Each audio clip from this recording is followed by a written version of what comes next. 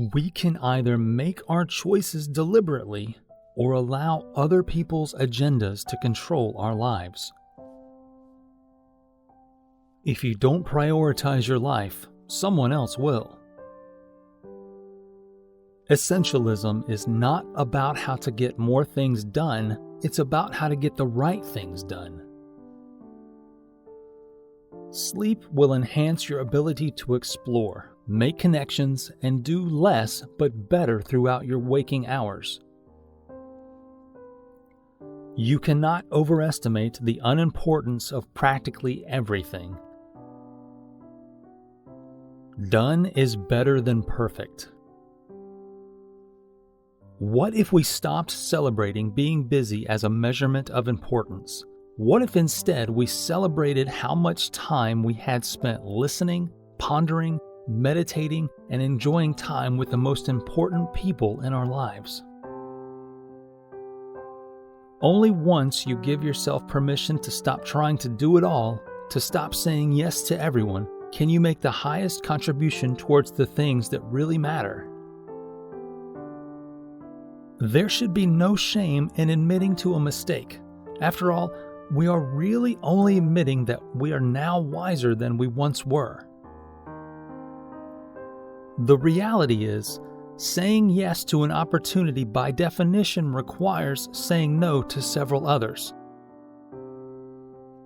If it isn't a clear yes, then it's a clear no. We often think of a choice as a thing, but a choice is not a thing. Our options may be things, but a choice is an action. Technology has lowered the barrier for others to share their opinion about what we should be focusing on. It is not just information overload, it is opinion overload. The pursuit of success can be a catalyst for failure. Sometimes what you don't do is just as important as what you do. What if society stopped telling us to buy more stuff and instead allowed us to create more space to breathe and think? The way of the essentialist means living by design, not by default. What if society encouraged us to reject what has been accurately described as doing things we detest, to buy things we don't need with money we don't have, to impress people we don't like? Just because I was invited didn't seem a good enough reason to attend. When we forget our ability to choose, we learn to be helpless. You can do anything, but not everything. A non-essentialist thinks almost everything is essential. An essentialist thinks almost everything is non-essential. Less, but better. When people make their problem our problem, we aren't helping them, we're enabling them. Instead of asking, "What do I have to give up?" they ask, "What do I want to go big on?" The cumulative impact of this small change in thinking can be profound. We need to learn the slow yes and the quick no. The faster and busier things get, the more we need to build thinking time into our schedule. The noisier things get, the more we need to build quiet reflection spaces in which we can truly focus.